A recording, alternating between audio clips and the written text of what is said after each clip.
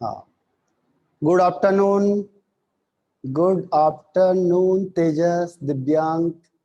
तो दिव्यांक ने क्वेश्चन पूछा था वाला कि वो कैसे उसे न्यूक्लियोफिलिसिटी का पता चलेगा। ठीक है, तो न्यूक्लियोफिलिसिटी के लिए देखो, एक चीज क्या होती है कि जब आप ग्रुप में ऊपर से नीचे ग्रुप में जाओगे, ग्रुप में अगर आप टॉप टू बॉटम जाते हैं तो हम सॉल्वेंट फैक्टर देखते हैं, सॉल्वेंट। लेकिन अगर हम सेम एटम की बात करते हैं, सेम एटम, तो यहां पे सॉल्वेंट फैक्टर काम नहीं करता। तो यहां पे हमें क्या होता है, स्टेरिक हिंड्रेंस को देखना पड़ता है। पहली चीज है कि कौन इलेक्ट्रॉन डेंसिटी को बढ़ा रहा है। जिसकी इलेक्ट्रॉन डेंसिटी ज्यादा हो जाएगी उसकी न्यूक्लियोफिलिसिटी ज्यादा हो जाएगी।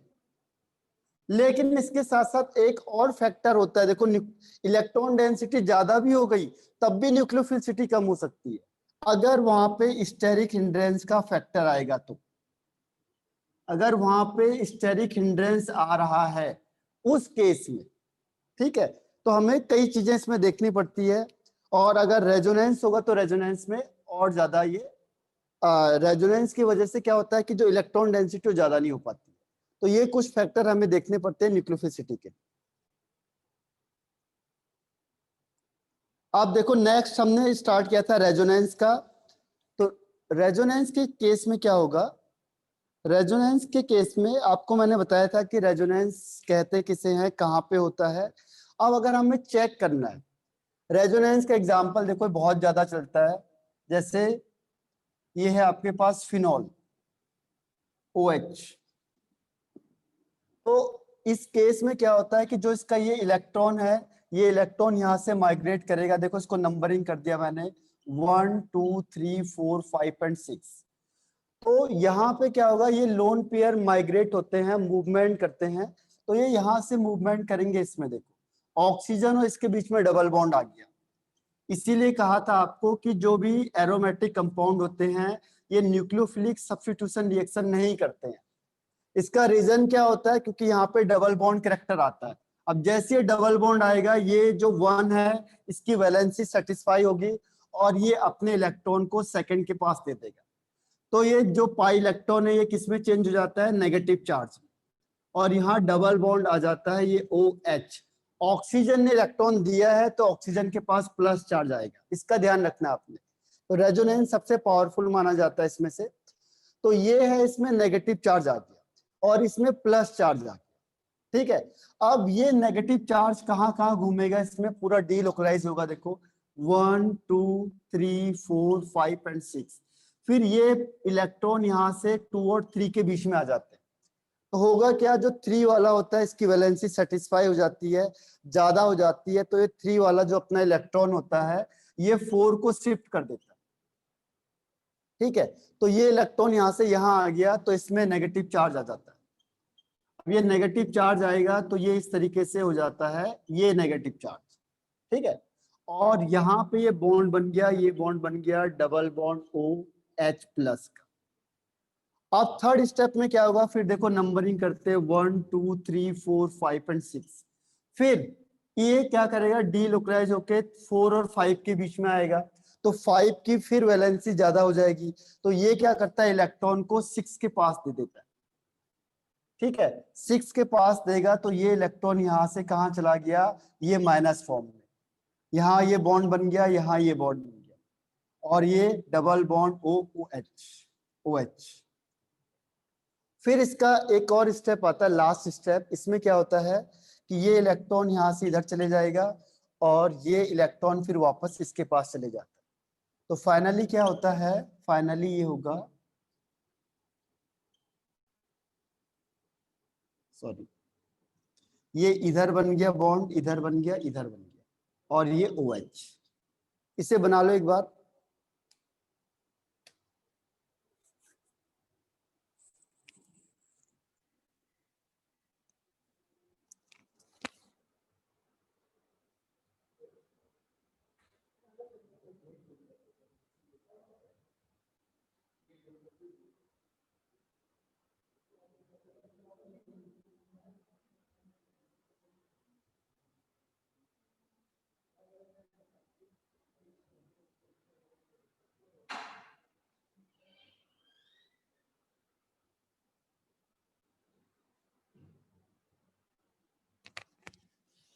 लिखा आप लोगों ने?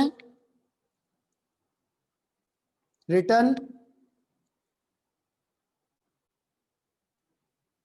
आवाज नहीं आ रही है क्या आप लोगों को? यस नो कोई रिप्लाई करो। ओके आ रही है ना? ओके तो देखो अब आपको प्रैक्टिस करनी है यहाँ से। Okay very good very good. अब इसको प्रैक्टिस करनी है। लिख लिया या नहीं लिखा अभी? इसे देख लेना आप लोग, बुक में तो बहुत बार मिलेगा आपको, ठीक है, हर जगह पे मिलता है। तो रेजोनेंस का मैंने आपको तरीका बताया था, क्या क्या चीजें होनी चाहिए, किस कंडीशन में रेजोनेंस हो सकता है, वो देखना है आप लोगों को। इसके बाद हम आते हैं मेन इसके स्टेबिलिटी वाले पॉइंट पे। इसको मैं रब कर रहा हूं स्टेबिलिटी चेक करने के लिए। स्टेबिलिटी के लिए हम लोग चार चीजें देखते हैं। अगर हमने क्या करना है, स्टेबिलिटी को चेक करना है, रिलेटिव स्टेबिलिटी, रिलेटिव स्टेबिलिटी यानी मुझे कंपेयर करना है स्टेबिलिटी, किसकी ज्यादा स्टेबिलिटी है, किसकी कम स्टेबिलिटी, ये सबसे इंपॉर्टेंट है। ये आपका VVIP very very very important है। इसमें यही चीज है बस, सब कुछ का जो सबसे ज्यादा इंपॉर्टेंट है वो यही है। कंपेयर कैसे करेंगे, देखो इसके 4-5 रूल हैं, जितने बनाना चाहो आप लोग। पहले मैं रूल लिख देता हूं इसके। रूल नंबर 1 क्या है? रूल नंबर 1 है कि जिसके ऑक्टेट पूरे होंगे, ऑक्टेट, जो सारे एटम है अगर उसके ऑक्टेट कंप्लीट है तो वो ज्यादा स्टेबल होगा as compare to incomplete octet. Incomplete octet, ठीक है। इसको दूसरी लैंग्वेज में समझो आप लोग। इसका मतलब क्या हुआ, अगर कोई न्यूट्रल एटम है, न्यूट्रल, और कोई क्या है, चार्ज एटम है, तो जो न्यूट्रल एटम होता है वो ज्यादा स्टेबल होता है एज कंपेयर टू चार्ज वाले। ध्यान रखना, अगर आपको मैंने रेजोनेंस करवा दिया, जैसे मैंने आपको कहा ये रेजोनेंस, ठीक है, और रेजोनेंस में मैंने ये बना दिया फिनॉल, और दूसरा मैंने अभी रेजोनेंस कराया और ये रेजोनेंस में मैंने क्या किया, यहाँ पे डबल बॉन्ड दिखा दिया प्लस चार्ज और यहाँ दिखा दिया माइनस चार्ज। मैंने कहा बताओ इन दोनों में से ज्यादा स्टेबल कौन सा है? तो आपको क्या दिख रहा है, देखो ये न्यूट्रल है, इसमें कोई चार्ज नहीं है, और इसमें क्या है, ये चार्ज है। तो आप सीधा सा कहोगे देखो ये वाला क्या है, ये ज्यादा स्टेबल है एज कंपेयर टू दिस। तो पहला रूल क्या है इसमें, अगर कोई एटम आपको दिख रहा है न्यूट्रल है और किसी में आपको दिख रहा है चार्ज है, तो न्यूट्रल वाला ज्यादा स्टेबल होगा एज कंपेयर टू चार्ज, ठीक है। या फिर दूसरी लैंग्वेज में हम कहते हैं जिसमें सबका ऑक्टेट कंप्लीट होगा वो ज्यादा स्टेबल होगा as compare to incomplete octet. First rule ये कंपेयर करने के लिए आता है आपके पास, ठीक है। कई क्वेश्चन मैंने आपको बीच में दिए थे रेजोनेंस के, तो वो क्वेश्चन सॉल्व करने हैं आप लोगों ने। तो ये रब कर रहा हूं मैं पहला रूल। तो फर्स्ट रूल कि neutral is more stable then charge particles, ठीक है। दूसरा इसको हम ये भी कह सकते हैं कि अगर आपको कंपाउंड में देखना है कि चार्ज ही हो गए दोनों के दोनों, तो जो number of covalent bond, number of covalent bond जिसमें ज्यादा होंगे, number of covalent bond, covalent bond, अगर नंबर ऑफ कोवैलेंट बॉन्ड ज्यादा होंगे तो स्टेबिलिटी भी ज्यादा होगी। फिर आप चेक करो कि किसमें कोवैलेंट बॉन्ड ज्यादा है, किसमें कोवैलेंट बॉन्ड ज्यादा है, जिसमें कोवैलेंट बॉन्ड ज्यादा होगा उसकी स्टेबिलिटी भी ज्यादा होगी। एक मिनट में इसको इधर से हटा के इधर लिख देता हूं।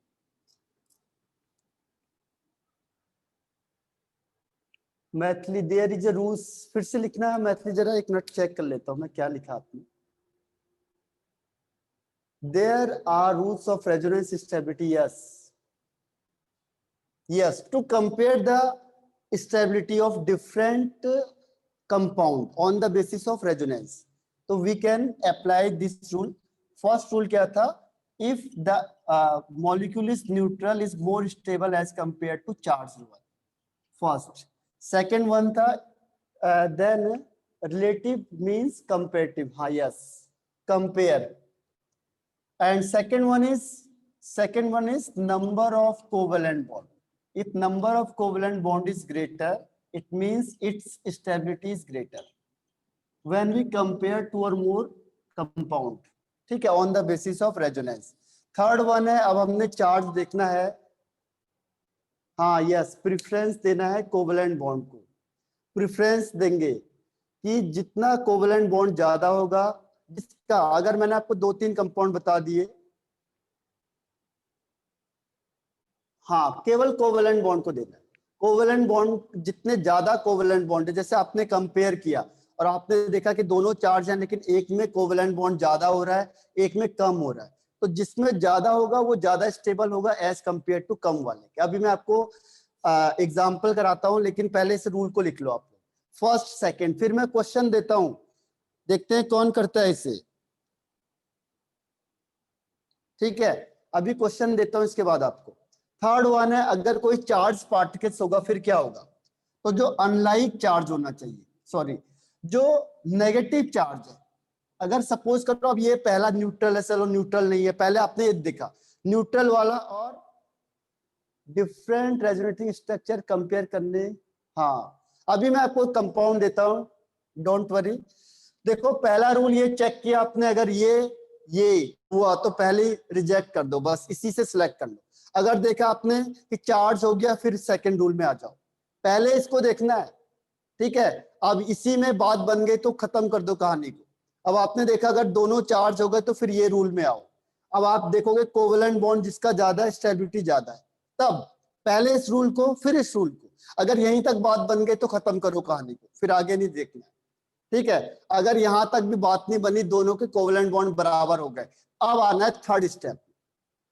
थर्ड स्टेप में वो कहता है कि जो नेगेटिव चार्ज होता है, नेगेटिव चार्ज वो किसके ऊपर होना चाहिए। हाँ निहारिका, एक ही चीज आ जाती है लगभग लगभग, इसको कई बुक में दो अलग अलग चीजें दिखाते हैं, लेकिन ये एक ही बात हो जाती है। आप कंपेयर करोगे तो ये लगभग लगभग आपको एक जैसे दिखेंगे, कोई ज्यादा डिफरेंस नहीं होता। नेगेटिव चार्ज होगा जो किसके ऊपर होना चाहिए, मोर इलेक्ट्रोनेगेटिव एटम के पास। नेगेटिव चार्ज किसके पास होना चाहिए, मोर इलेक्ट्रोनेगेटिव के पास। और पॉजिटिव चार्ज किसके पास होना चाहिए, इलेक्ट्रोपॉजिटिव एटम के पास, मोर इलेक्ट्रोपॉजिटिव एटम के पास।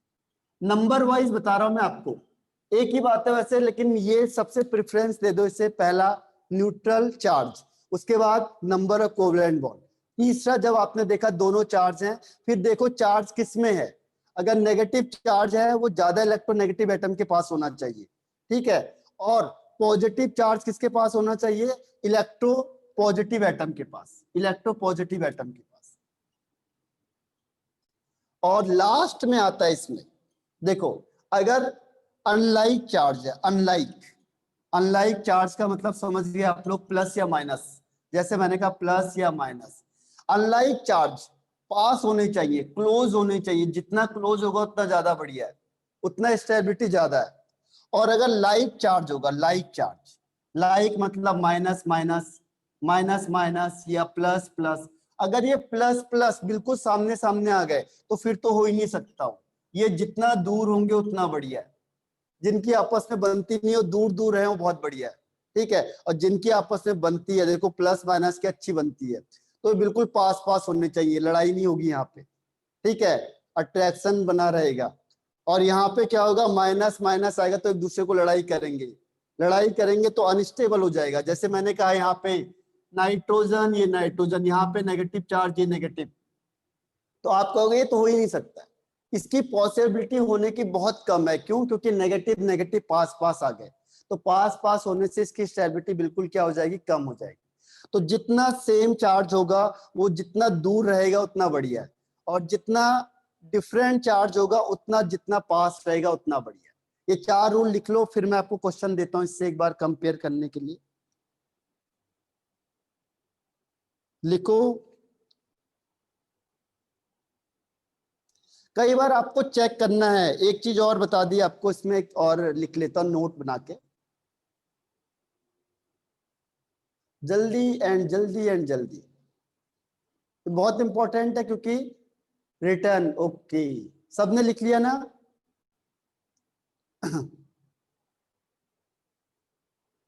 यस, फोर्थ वाला बताओ एक बार। अच्छा फोर्थ वाला, ठीक है, नहीं लिखा है, ओके।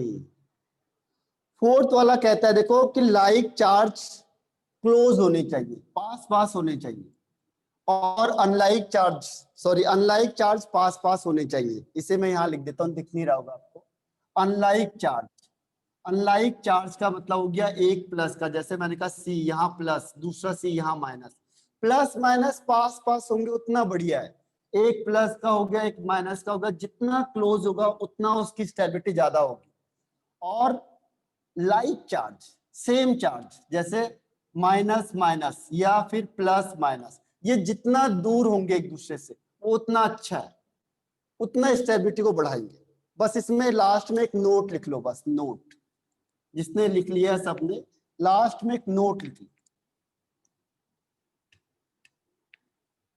नोट ये है प्लस प्लस सर, हाँ plus plus, sorry plus plus या माइनस माइनस।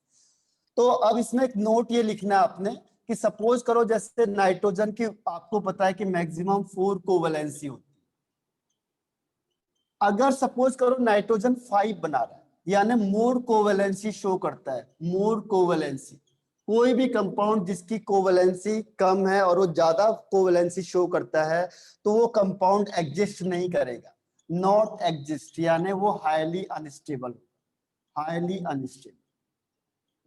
कई बार आपको क्या करेगा कि वो कोवलेंट, आप कोवलेंट देखने के चक्कर में रह गए कि ज्यादा कोवलेंट है, और ज्यादा कोवलेंट के चक्कर में नाइट्रोजन की मैक्सिमम कोवलेंसी होती है 4, लेकिन क्या करता है वो कंपाउंड को नाइट्रोजन की 5 कोवलेंसी शो करवा देगा।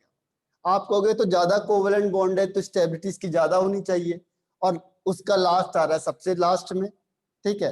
आप कहोगे तो नंबर 1 होना चाहिए और ये नंबर लास्ट में आ रहा है, ठीक है। तो उसका रीजन क्या है, उसका रीजन ये है कि जो भी कंपाउंड होगा कोवेलेंट को ही चेक मत करना, पहले उसकी वैलेंसी चेक कर लेना कि इसकी मैक्सिमम कोवेलेंसी कितनी हो सकती है। अगर उसकी मैक्सिमम कोवेलेंसी से ज्यादा शो कर रहा है तो वो हाईली अनस्टेबल होता है, वो एग्जिस्ट ही नहीं करेगा कभी भी। और ऐसे क्वेश्चन देते हैं वो, क्योंकि जो मैंने रूल्स बताया है, जनरली आपने जो रूल्स पढ़े हुए हैं वो रूल्स हमें यही बताते हैं कि कोवेलेंट को देखो आप, और हर कोई कोवेलेंट की गिनती में रह जाता है, ठीक है। तो उस केस में क्या होगा, उसका आंसर गलत हो जाएगा, तो ये चेक करना आपने पहला, ठीक। दूसरी चीज, एक चीज और बता देता हूं मैं आपको कि कई बार क्या होता है आपको किसी में प्लस चार्ज दिखेगा, जैसे ऑक्सीजन में ऐसे प्लस दिखेगा आपको, ठीक है। अभिराम क्वेश्चन पूछो, अभिराम क्या है क्वेश्चन आपका। तो देखो अगर आपको सपोज करो ऑक्सीजन में प्लस दिख रहा है तो जरूरी नहीं है कि इसमें पॉजिटिव चार्ज है। ध्यान रखना, अगर इसका ऑक्टेट कंप्लीट है तो आप चार्ज को काउंट नहीं करोगे, अगर ये ऑक्टेट इसका कंप्लीट है तो हम इसे चार्ज में काउंट नहीं करते। जैसे मैंने अभी कहा चार्ज, गलती से, अच्छा गलती से हैंड रेज हो गया आपका, कोई बात नहीं, गलती होती रहती है, छोटे छोटे शहरों में ऐसा होता रहता है, बड़े बड़े शहरों में सॉरी। तो ऑक्टेट, जिसमें अगर ऑक्टेट कंप्लीट होगा, तो ऑक्टेट अगर कंप्लीट होगा और लगता है कि आपको देखो ऑक्सीजन में प्लस चार्ज लगता है और उसका ऑक्टेट भी कंप्लीट हो रहा है, तो यहाँ पे प्लस चार्ज को हम काउंट नहीं करेंगे, ध्यान रखना ये बहुत इंपॉर्टेंट है। कई कंपाउंड में आपको कंफ्यूज करेगा वो कि बड़े बड़े शहरों में, ओके, बड़े बड़े शहरों में छोटी छोटी बातें होती रहती है। तो यहाँ पे देखो अगर यहाँ पे प्लस चार्ज दिख गया आपको, लेकिन अगर इसका ऑक्टेट कंप्लीट है तो ये काउंट नहीं होगा चार्ज, ध्यान रखना। इसको हम ऑक्सीजन को, जैसे मैंने कहा था कि ऑक्सीजन में नेगेटिव चार्ज होना चाहिए, लेकिन कई कंपाउंड में आपको यहाँ पे प्लस दिखेगा, तो वो प्लस को काउंट नहीं करना है आपने। क्यों नहीं करना है, अगर उसका ऑक्टेट कंप्लीट होगा तो। ये मेन है, ये बहुत सारे आंसर को अफेक्ट कर देते हैं, इसीलिए मैं आपको पहले ही बता रहा हूं ये। डन, समझ में आ गया सबको या नहीं आया अभी तक।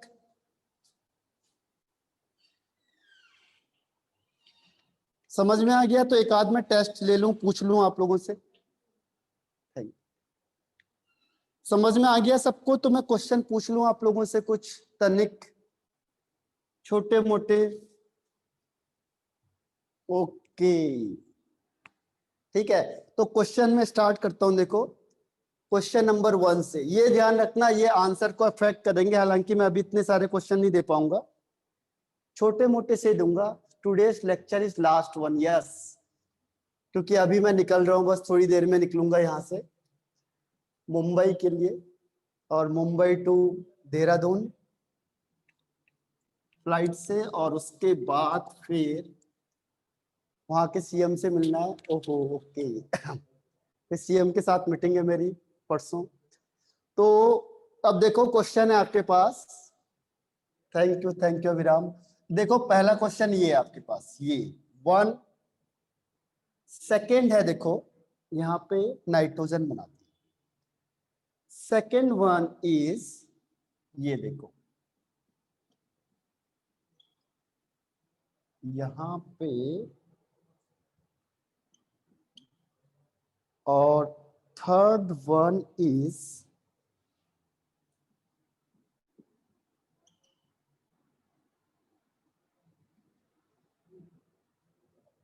ये है। देखो 1 2 3 1 2 3, इसमें से सबसे ज्यादा स्टेबल कौन सा दिख रहा है आपको? 1 2 3, which one is more stable? Niranjan, Sanika, Tejas. सही है, पहला आंसर तो बिल्कुल सही है। श्वेता, वैदेही, निहारिका। तो फर्स्ट वन देखो, फर्स्ट वन आपको दिख रहा है न्यूट्रल है। वेरी गुड तेजस, थोड़ा आगे पीछे कर दिया आपने, कोई बात नहीं, काउंटिंग में भी थोड़ी बहुत चलती रहती है ऐसी। निरंजन सही है। उसके बाद बताओ सेकंड थर्ड में से कौन होगा? फर्स्ट पहले है, और इसके बाद तेजस सही है, और श्वेता, निहारिका, सिद्धि, वेरी गुड। इसके बाद सेकंड, फिर थर्ड। रूल नंबर फर्स्ट क्या था? सबसे पहले हमने क्या देखना है? दिव्यांग, बिल्कुल सही है। ये आपको मैंने क्वेश्चन भेजे हुए थे एक बार पहले भी, तो आपने शायद किए होंगे, नहीं किए थे, जिसमें कॉम्पिटिटिव क्वेश्चन भेजे थे मैंने आपको, वो रेजोनेंस के बेस पे भेजे हुए थे। तो रेजोनेंस के बेस पे क्या है, देखो फिर से बता रहा हूँ। पहले हमने क्या चेक करना है? न्यूट्रल कौन सा। देखो इसमें ये सबसे पहले न्यूट्रल है, और इसमें भी देखो कोवलेंट बॉन्ड ज्यादा है इसमें, 1 2 3 4, तो 1 2 3, तो कोवलेंट बॉन्ड भी ज्यादा है, न्यूट्रल भी है, तो फर्स्ट ये हो गया। अब इन दोनों में कंपैरिजन करेंगे तो देखो अनलाइक चार्ज, जब प्लस माइनस पास होंगे तो उनकी स्टेबिलिटी ज्यादा होगी। इसमें अनलाइक चार्ज क्या है, दूर दूर है, तो स्टेबिलिटी कम होगी। ठीक है, तो इसी वजह से 1 2 एंड 3 इज राइट ऑप्शन। एक और क्वेश्चन देता हूं मैं आपको इसमें, तो मेरे ख्याल से अभी कर लोगे आप लोग इसको, या एक और दे देता हूं, चलो एक और दे देता हूं। ये मैंने आपको मेंस लेवल में पूछा था, जो मेंस लेवल का क्वेश्चन अभी मैंने लिख के लाया नहीं उसे। ये आपका CS2, शायद आप लोगों ने फिर मुझे दोबारा पूछा था, मुझे ध्यान नहीं है उसका, पर एक बार ट्राई करके देखना, नहीं आएगा तो मुझे पूछ लेना उसे दोबारा। CS2 C double bond C, CS2 यहाँ प्लस यहाँ माइनस, और तीसरा है, थर्ड वन इज, चलो इन दोनों में से ही कर दो कंपेयर, इन दोनों में तो खैर हो ही जाएगा, इसमें तो कोई ज्यादा बड़ी बात नहीं है। हाँ सही है, निरंजन, निहारिका, तेजस, सानिका।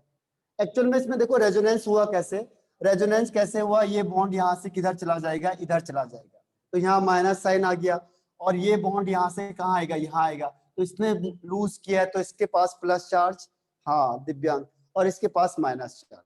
वो अभी लाया नहीं मैं क्वेश्चन को, नहीं तो वो बढ़िया क्वेश्चन था आपके पास, जिसमें रेजोनेंस के बेस पे पूरा का पूरा क्या था।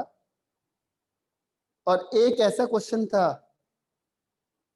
तो ये कर लेना आप लोग, ठीक है। ये अभी मैं आपको क्वेश्चन भेजूंगा आज पूरे, मैथिली सही आंसर है।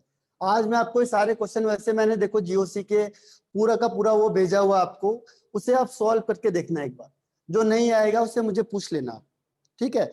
ये क्वेश्चन आता है रेजोनेंस का, देखो मेंस से भी क्वेश्चन आया था, और नीट और उसमें तो आता ही आता है। तो ये रेजोनेंस का सबको समझ में आ गया। रेजोनेंस के लिए स्टेबिलिटी को चेक करना है हमने, कैसे स्टेबिलिटी को चेक करना है, ठीक। यहां तक सबको समझ में आ गया जहां तक पढ़ाया है? Yes, okay. अब देखो इसके कुछ रूल्स हैं जो आपको याद रखने। रेजोनेंस के समय में आपको हर बार क्या क्या चीजें याद रखनी, लिखो। Point to remember, points to remember, कौन सी चीजें जो हमें याद रखनी है during resonance? Remember, point to remember, इसमें गलती होती है, यहीं पे ऑक्टेट रूल हमारा फेल हो जाता है। अगर सपोज करो कहीं पे ट्रिपल बॉन्ड है, देखो ये ट्रिपल बॉन्ड हो गया और ये डबल बॉन्ड हो गया, तो सवाल ये है कि डबल बॉन्ड में तो ये पाई इलेक्ट्रॉन रेजोनेंस में पार्टिसिपेट करेगा, क्या ट्रिपल बॉन्ड में दोनों के दोनों पाई इलेक्ट्रॉन, ट्रिपल बॉन्ड अगर होगा तो इसमें एक पाई बॉन्ड रेजोनेंस में पार्टिसिपेट करेगा या दोनों पाई बॉन्ड रेजोनेंस में पार्टिसिपेट करेंगे? बताओ। अगर ट्रिपल बॉन्ड का केस होगा तो एक या दोनों? हाँ, निरंजन, सिद्धि, श्वेता, मैथिली, निहारिका, तेजस, बिल्कुल सही है। इसमें ये याद रखना, ध्यान रखना, ये कभी भी दोनों को नहीं करेगा, केवल इसका अगर रेजोनेंस में पार्टिसिपेट करेगा तो केवल एक ही पाई बॉन्ड करता है, दोनों कभी नहीं करेंगे। ठीक है, तो इसमें पहला रूल यही है, इसको याद करने का। डबल बॉन्ड में तो ये करेगा, लेकिन जब ट्रिपल बॉन्ड आएगा तो केवल ट्रिपल बॉन्ड में एक ही पाई बॉन्ड रेजोनेंस में पार्टिसिपेट करेगा, रेजोनेंस में पार्टिसिपेट करेगा, पार्टिसिपेट, दोनों नहीं करेंगे कभी भी। सेकेंड रूल क्या आता है इसमें? सेकेंड रूल कहता है, सेकेंड रूल अगर ऑक्सीजन है, देखो अभी मैंने कहा था आपको ऑक्सीजन वाला केस, तो ऑक्सीजन में दो लोन पेयर होते हैं, जैसे देखो अब कई बार क्या होता है, देखो ऑक्सीजन का ये लोन पेयर होता है, ये लोन पेयर होता है।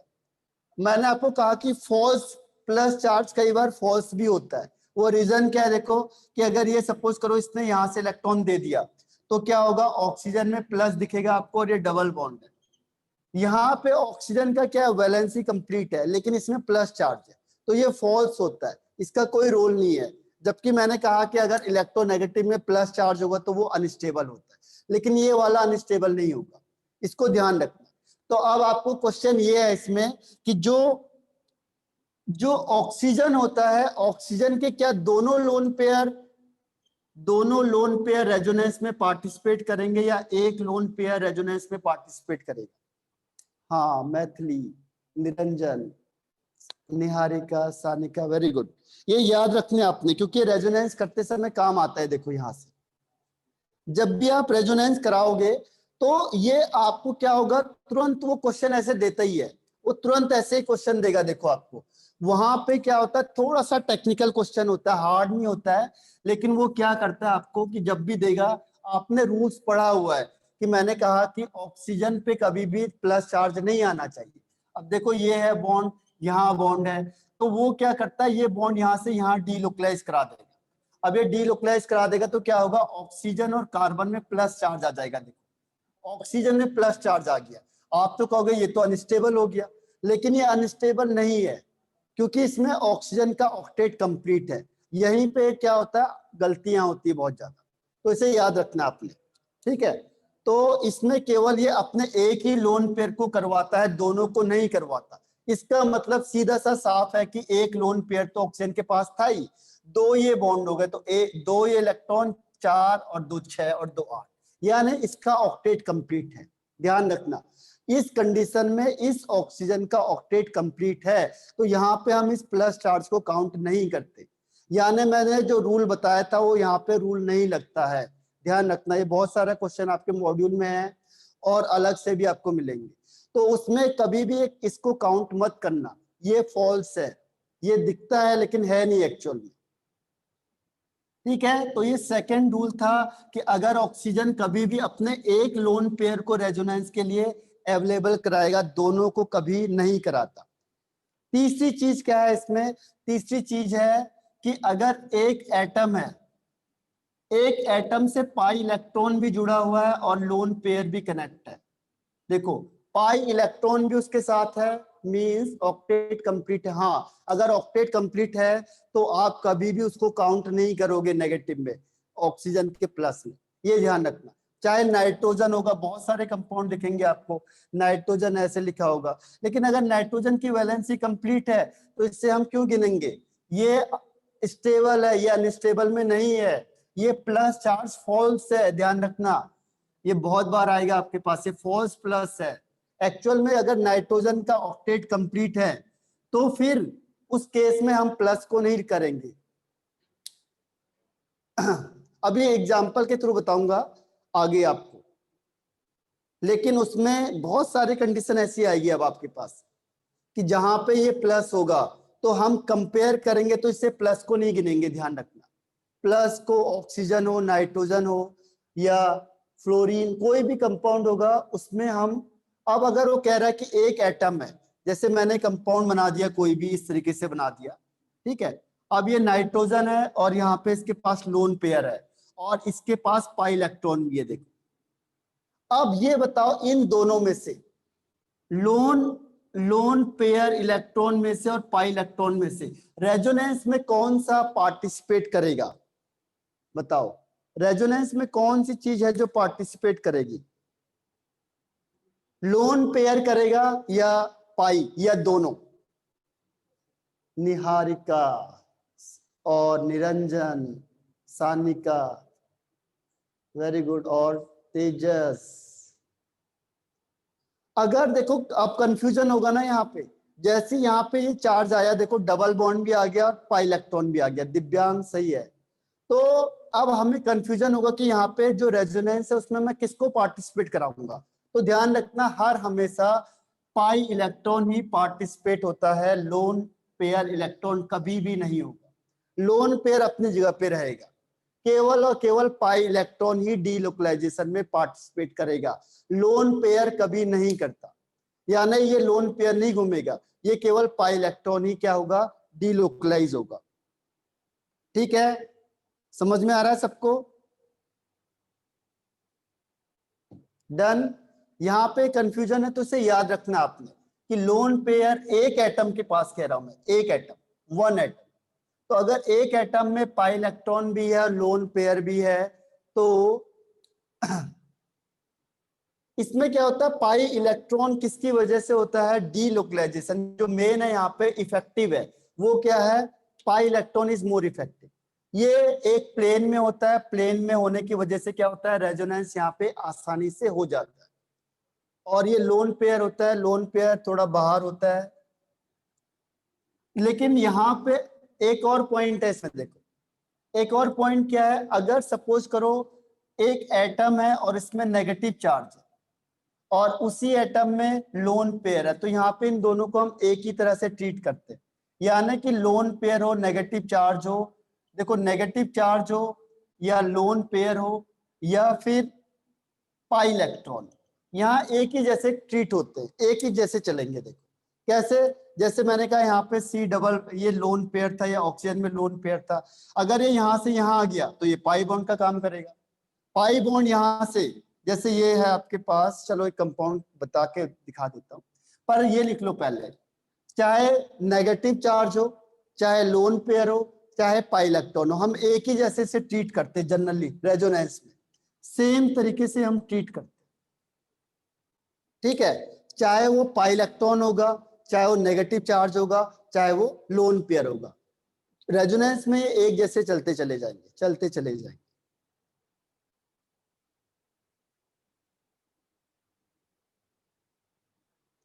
तो ये 4 पॉइंट है जो आपको याद रखने हैं। ठीक है, इसके जो मेन पॉइंट है 4 पॉइंट। डन। कोई कंफ्यूजन किसी को इसी में? क्योंकि रेजोनेंस क्या होता है, प्लेनर होता है, रेजोनेंस होता है प्लेनर। Done, okay. रेजोनेंस का मैंने अभी क्या कहा था आपको, प्लेन में चलता है। प्लेन में क्या होता है, रेजोनेंस का मतलब क्या हुआ, जैसे ये है आपके पास C, यहाँ पे C C C C C C, तो अब क्या होता है, ये जो ऑर्बिटल्स होते हैं इस तरीके से लगे होते हैं, ये ऑर्बिटल्स इस तरीके से लगे होते हैं। ठीक है, अब होता क्या है कि जब ये प्लेन में होते हैं तो यहाँ पे आसानी से क्या होता है, ओवरलैपिंग कर लेते हैं एक दूसरे से, ओवरलैपिंग हो जाती है। देखो ये आसानी से ओवरलैप करेंगे। तो पाई बॉन्ड तो क्या है, प्लेन में है। अगर यहाँ पे लोन पेयर होगा तो लोन पेयर क्या होगा, थोड़ा सा अलग हो जाएगा, प्लेन से हटके हो जाएगा। ठीक है, ये तो जो पाई इलेक्ट्रॉन थे तो एक प्लेन में चल रहे थे। अब क्या होगा, अगर सपोज करो इसके पास क्या हो गया, इसके पास हो गया नाइट्रोजन लिख दिया, अब मैंने कहा ये लोन पेयर हो गया, तो लोन पेयर अब प्लेन में रहेगा नहीं ना, लोन पेयर थोड़ा प्लेन से हटके हो जाएगा। ठीक है, तो हटके होने की वजह से क्या होता है, वो रेजोनेंस में पार्टिसिपेट नहीं कर पाता। क्यों? क्योंकि अभी आपको मैंने कल बताया था कि जो रेजोनेंस होता है उसके लिए सबसे मेन चीज क्या होती है, प्लेनर होना बहुत जरूरी है।